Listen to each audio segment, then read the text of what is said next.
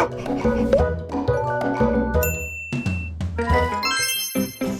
안녕하세요. 오늘은 이제 평소랑은 좀 다르게 조금 편안한 복장으로 편안한 분위기에서 편한 얘기 하려고 합니다.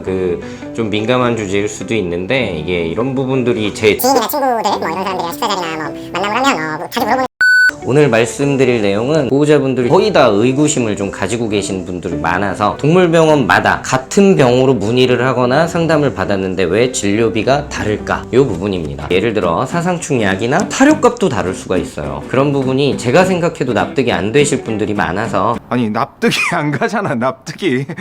지극히 제 개인적인 생각이에요. 그러니까 너무 민감하게 부담스럽게 듣지 마시고 편안하게 평소에 그런 부분도 있었을 수 있겠구나 하고 궁금증을 풀어보시는 시간 되시라고 말씀드리겠습니다. 일단은 동물병원 비용이 첫째로 전제로 깔아야 될 게 비싸다고 부담스럽다고 느껴지실 거예요. 저는 좀 반대로 제가 아파서 자주 가진 않지만 건강해서 근데 이제 가끔 갔을 때 사람 병원이 너무 싸다라고 느끼거든요. 저는 아무래도 병원을 하는 입장이다 보니 상대적으로 생각을 하면 병원비를 비싸게 느끼실 수 있겠구나 충분히 이해를 합니다. 그 이유가 첫 번째는 제 생각에는 사람은 어느 정도 표준수까지 의료보험이라는 제도가 있어서 비슷한 진료에 대해서는 비슷한 비용을 내는 것들이 약간은 보장이 되어 있는 것 같고요. 그리고 돈을 냈을 때 싸다라고 느끼는데 청구서를 보면 자기부담금, 공담부담금 뭐 해가지고 좀 이렇게 나눠져서 결국 총액을 보면 납득이 되더라고요. 근데 그런 부분이 동물병원에는 없다 보니 전부 자기부담금이죠. 그러다 보니까 이제 차이가 발생하는 게 가장 클 것 같은데요. 근데 그게 아니더라도 몇 가지 또 보호자분들이 그건 누구나 생각하실 수 있는 부분이고 알기 어려운 부분들이 있어서 보충으로 설명을 해드리자면 제 생각입니다. 제가 생각하는 가장 큰 이유는 일단은 치료 과정의 차이인 것 같아요. 그게 치료 과정의 차이일 수도 있고 서비스의 차이일 수도 있죠. 내가 일단 내원을 해서 접수를 하고 수납을 하고 나오는 과정 자체가 다 같지는 않을 거라는 거죠. 그래서 일단은 예를 들자면 똑같은 중성화로 문의를 했어요. 근데 비용이 어디는 20만 원이고 어디는 40만 원이다. 근데 이제 들여다보면 과정이 같은지까지도 파악은 해야 되는 거죠. 과정의 차이가 발생할 수 있는 부분은 예를 들어 마취 전 단계에서 마취의 안전도를 평가하기 위해서 어느 정도의 검사를 진행하느냐가 첫 번째가 될 거고요. 두 번째는 마취는 또 어떤 것으로 할 것이냐. 예를 들어 호흡 마취, 주사 마취, 마취약의 종류도 너무 다양하니까요. 그리고 마취 이후에 마취를 충분히 회복하는 과정에서 수액 처치를 하느냐 마느냐, 어떤 주사들을 처치를 받느냐, 그리고 그 이후에 입원 등의 처치가 포함이 되어 있느냐, 이런 거에 따라서 당연히 이제 비용 차이가 발생하는 게 첫 번째일 거고 이 부분은 대부분 납득이 되실 거예요. 근데 이제 검사를 왜 이 병원은 많이 하고 이 병원은 적게 하냐, 이게 또 결정적인 차이죠. 일단은 현실적인 어려움 때문에 그런 경우도 있습니다. 예를 들어 우리 병원에는 혈액 검사 장비가 별로 없다. 그렇다면 한계가 있을 수 있고요. 건강하다는 걸 전제로 하는 처치에서는 사실 크게 문제가 없는 경우가 많죠. 근데 이제 어떤 병원에서는 또 이제 검사를 기본적으로 많이 요구하는 병원이 있을 수 있어요. 이 부분은 보호자분이 성향상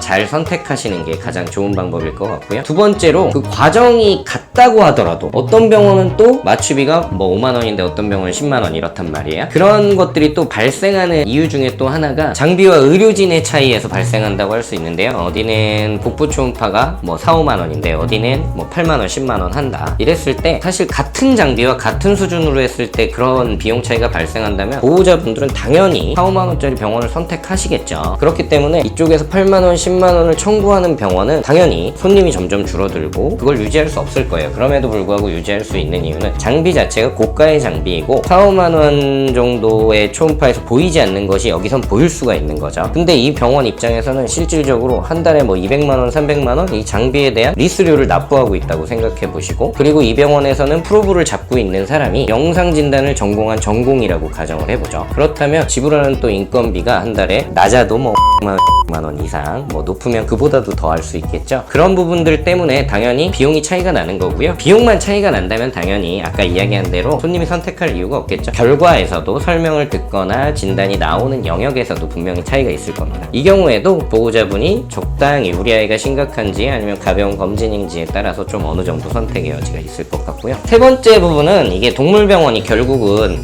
사람처럼 표준수가제 이런 게 없기 때문에 시장 경쟁 원리 거기에 이제 완벽하게 노출되어 있거든요, 이 업종 자체가. 그러다 보니 이 부분은 어떻게 보면 보호자분에게 좋은 일일 수도 있습니다. 접종이나 뭐 이런 것들은 대부분 비슷한 약제를 사용하겠죠. 그런데 어느 병원만 3만 원을 받고 대부분은 2만 5천 원을 받고 있다. 그럼 결국 이 병원을 내원하는 보호자의 수는 줄어들겠죠. 그렇게 이유 없이 가격이 높다면. 그래서 같은 약제를 쓰고 그런 것들은 다른 데의 눈치를 보면서 가격을 낮추게 될 수밖에 없는 거죠. 그래서 결국은 가격이 다른데도 불구하고 높은 가격을 유지하려면 수의사 스스로도 납득할 수 있는 이유가 있어야 돼요. 예를 들어 사상충만 하러 온다 하더라도 신체 검사를 자세히 한다거나 발톱 깎는 거, 귀청소, 항문낭 짜는 거 이런 것들을 다 무료로 제공하거나 뭐 이런 이유가 있으면서 약간 비싸거나 아니면 그런 게 없는 대신에 조금 더 저렴하거나 이런 식으로 자연스럽게 이렇게 보호자분들이 내원할 이유를 만들어야겠죠. 그래서 이 부분은 전체적인 가격을 약간은 평균적으로 눌러 놓으면서 서비스의 질은 올리도록 만드는 수의사의 어떤 경쟁을 유도하는 부분이 될 수도 있기 때문에 이 부분 때문에 결국은 어떤 이유들이 있는 거죠. 그래서 많이들 이야기하시는 부분이 비싼데 이유 없는 건 있는데 싼데 좋은 건 없더라 뭐 이런 얘기 하잖아요. 그래서 비싼 곳은 실제로 서비스나 이런 것들이 좀 우수하거나 좀 그렇고 싼 곳은 아무래도 조금 서비스나 이런 것들이나 그런 부분에서 약간은 한계가 있고 그런 부분을 우리가 이제 가격으로 경쟁력을 만들어서 서로 병원들이 내원할 이유를 만들고 있는 거겠죠. 근데 물론 뭐 이유 없이 비싸고 그런 데도 있는 거 알고 있습니다. 근데 그런 데는 이제 보호자분들이 알아서 잘 거르시니까 요즘은 정보가 워낙 오픈되어 있어서 그래서 결국은 아까 말씀드린 이런저런 과정의 차이, 장비나 의료진의 차이, 내가 살고 있는 이 지역 혹은 내가 원하고 가고자 하는 그 지역의 이제 경쟁 상황 이런 거에 따라서 가격이 전국이 천차만별일 수밖에 없는 것 같아요. 그래서 결국 여기서 중요한 건 보호자분들이 나에게 내 상황에 맞는 병원이 어디냐 이걸 잘 생각해서 찾는 게 중요한 거거든요. 그래서 이번에 이런 주제로 찍기로 하면서 동물병원을 어떻게 좀 골라볼까 그리고 그 고른 병원에서 이 병원을 어떻게 100% 활용할까 쉽게 말해 내가 어떻게 하면 조금 더 같은 비용으로 대접을 받을까 이런 부분에 대한 좀 팁을 드려보려고 해요. 그러니까 다음 편, 다다음 편 꼭 시청 바랍니다.